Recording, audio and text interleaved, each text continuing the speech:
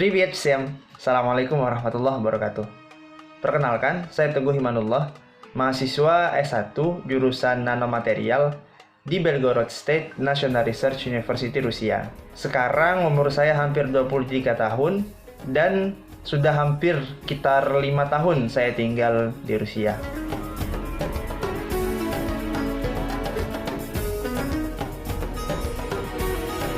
Di sini nggak kayak di Indonesia. Kalau di Indonesia kan biasanya ada pasar beduk, ada orang-orang teriak sahur, sahur, sahur gitu ya.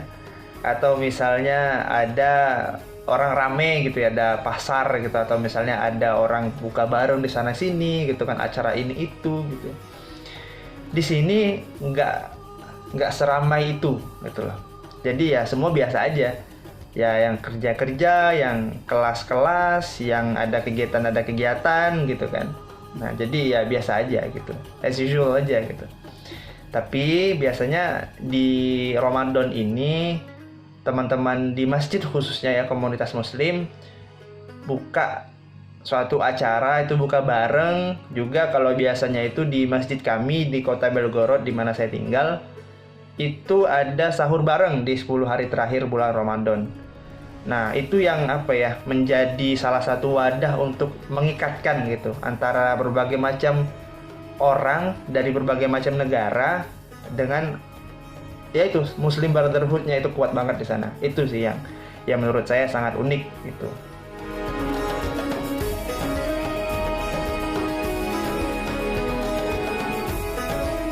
Masalah durasi puasa ya. Ini durasi puasa ini cukup menantang khususnya di Rusia, teman-teman semua. Kalau di kota saya itu sekitar 16 sampai 18 lah. Tapi di kota misalnya kayak di Saint Petersburg atau yang di utara gitu ya itu sampai 20 jam. Nah, terkait dengan pengaturan waktu sebenarnya yang susah itu ketika awal. Yang paling awal banget ketika kita datang ke Rusia pertama kali puasa itu berat sekali gitu. Buat yang teman-teman yang mungkin kesulitan ya, itu yang saya rasa jadi faktor utama. Tapi setelah semakin kesini nanti kita makin terbiasa gitu. Nah, baik misalnya ngatur waktu berbuka gitu kan. Biasanya kalau berbuka ada teman-teman apalagi di saat pandemi kemarin itu di rumah gitu. Kalau misalnya ke masjid ya berarti sebelum itu ke masjid gitu kan.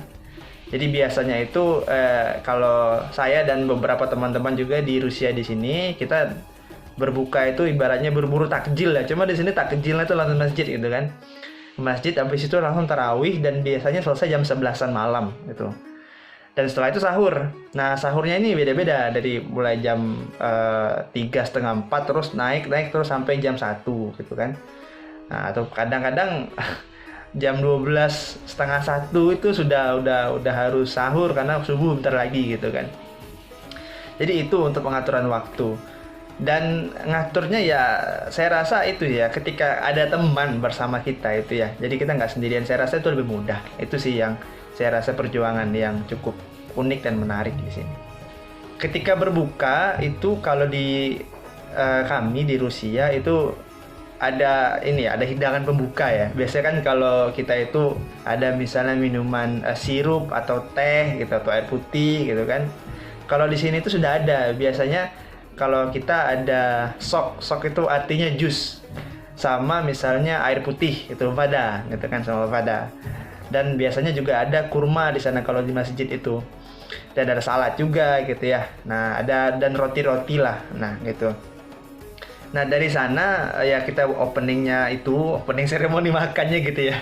Opening seremoni makan itu, setelah itu baru kita sholat maghrib ya. Setelah maghrib baru kita balik lagi ke tempat kita dan kita makan biasanya makanan beratnya. Kalau di masjid kami itu pakai plov namanya. Nah, plov itu semacam nasi kuning ya gitu. Tapi dia cita rasanya luar biasa. Dan itu ada ada daging kambing, biasanya tuh daging kambingnya lembut banget gitu ya. Terus biasanya tergantung menu-menu lah ya. Ada yang kadang pas sup misalnya gitu kan, atau misalnya kentang misalnya gitu. Cuman kalau yang nasi setahu saya selama ini itu ada plov doang gitu loh. Kan kalau sahur itu tergantung ya, karena kan sahur biasanya kalau kita makan sendiri-sendiri. Nah, kalau saya biasanya sahur ya masak nasi, entah itu pakai telur, pakai misalnya goreng ayam atau rebus ayam gitu kan. Jadi kita masak biasanya. Kecuali tadi kan di akhir-akhir bulan Ramadan, biasanya di 10 hari terakhir itu ada makan sahur bareng di masjid gitu.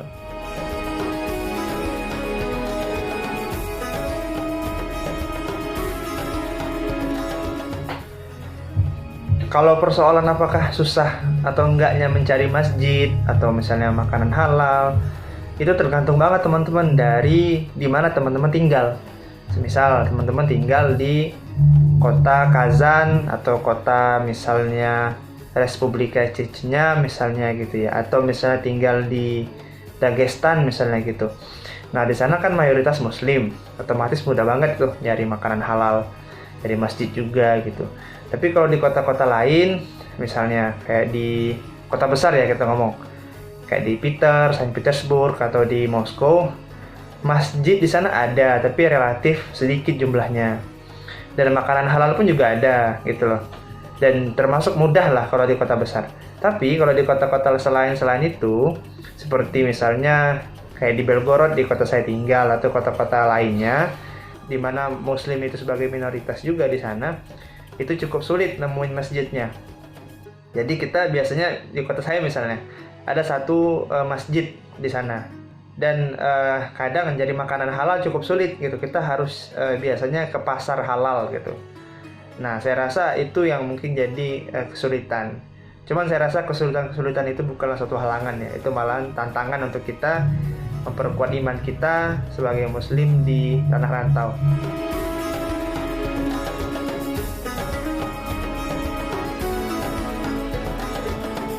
Saya beberapa kali ditanyain gitu, wah kamu puasa hebat banget, kamu bisa puasa jam segini jam sekian gitu kan, kalau kata teman-teman. Di sini teman-teman orang Rusia terutama ya, mereka respect sekali sama kita.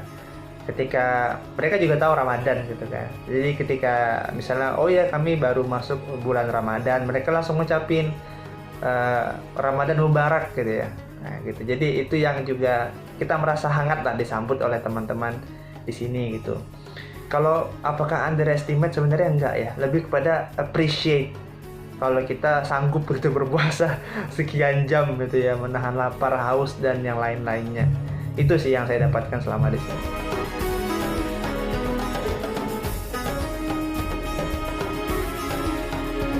Puasa tahun lalu di saat pandemi, sebenarnya yang paling saya ingat itu adalah kita nggak bisa lagi ketemu bareng, silaturahmi bareng sama kawan-kawan dari berbagai macam latar belakang, berbagai macam negara di masjid. Nah, biasanya momen Ramadan ini dimanfaatkan kita untuk ya saling introspeksi, kadang juga kita sharing ilmu, juga kita ketemu teman baru. Biasanya kan tiap tahun selalu ada mahasiswa baru ya gitu. Selalu ada aja yang baru. Nah, itu yang kita ketemu di masjid gitu loh. Dan momen itu yang saya rasa kita kehilangan di tahun kemarin. Itu pun juga imbas ke Idul Fitri. Idul Fitrinya pun kita sholat dia di asrama lagi gitu kan, dengan pembatasan-pembatasan tadi gitu. Malahan saya dapat cerita dari teman yang memang di masjid ya gitu ya, mengurusi masjid, itu ada sekitar 6-7 orang yang datang ke masjid di saat tahun lalu gitu. Itulah kira-kira menggambarkan kondisi puasa di tahun kemarin yang awalnya biasa ya, dan sekarang jadi lebih biasa gitu. Karena momen-momen yang harusnya ada di bulan Ramadan, yang kita ada sharing dan sebagainya, itu gak terjadi. Itu mungkin struggling lah di tahun lalu.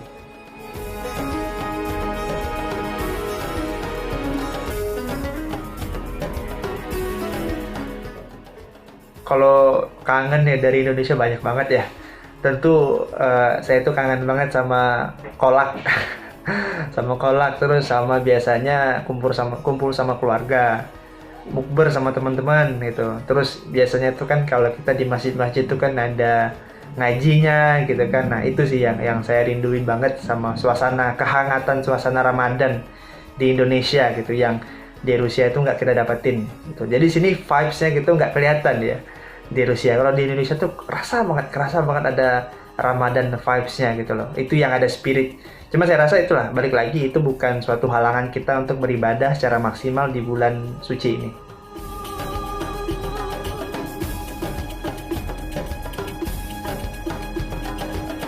Sentimen negatif terhadap umat muslim. Sebenarnya sentimen negatif itu pasti ada ya dimanapun itu. Tapi tergantung proporsinya. Nah, saya melihat proporsi-proporsi ini. Proporsi di Rusia ini bisa saya katakan dari yang saya amati selama saya hampir 5 tahun itu cukup sedikit gitu loh. Sentimen-sentimen tersebut gitu. Malahan di sini ya kita welcome, teman-teman di sini welcome banget gitu kan. Ketika saya puasa dan teman-teman lain puasa ya kita diucapkan, terus kita oh ya puasa selamat ya, oh ya silakan buka gitu kan. Dan itu yang apa ya, yang kita kerasa banget kehangatannya gitu loh. Itu pemerintah Rusia sendiri berusaha untuk menjaga nih bagaimana sih kerukunan antar agama ataupun antar ras di Rusia itu bisa terus berjalan gitu ya. Dan selama ini saya rasa pemerintah Rusia terus menerus gitu ya, menerobos lah batasan-batasan bahwa stigma Rusia yang tidak ramah terhadap masyarakat beragama itu sudah makin menipis gitu ya. Malahan Presiden Putin sempat meresmikan masjid, juga ikut dalam konferensi antar agama di Rusia gitu. Dan beberapa kali Putin mengutip ayat Al-Quran juga. Jadi bagi saya saat ini Rusia termasuk negara yang bisa dikatakan cukup ramah lah untuk agama apapun ya, nggak cuma Islam. Itu saya rasa seperti itu, teman-teman.